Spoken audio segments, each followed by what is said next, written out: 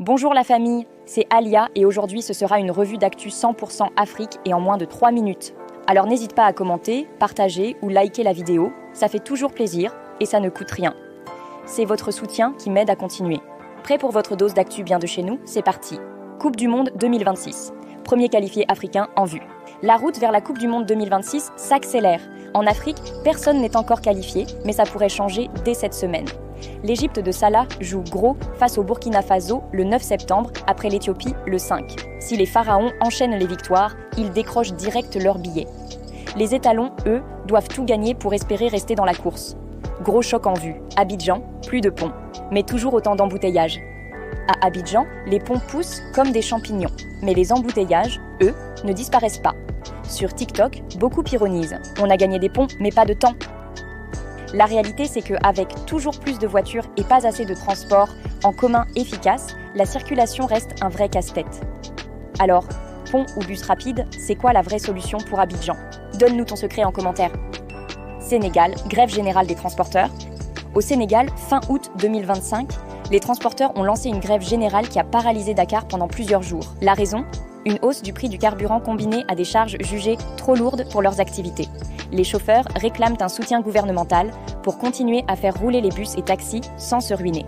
Du coup, les Sénégalais ont fait preuve de créativité. Covoiturage, moto et même marche à pied pour aller au travail ou à l'école. Les réseaux sociaux ont été inondés de réactions, soit de la frustration côté usager ou de la solidarité côté transporteur.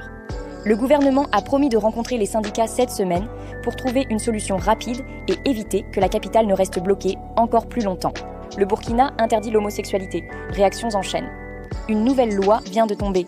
Jusqu'à 5 ans de prison pour homosexualité. Sur les réseaux, ça s'emballe. Entre indignation, soutien aux victimes et débats enflammés sur les droits humains, la région est plus divisée que jamais.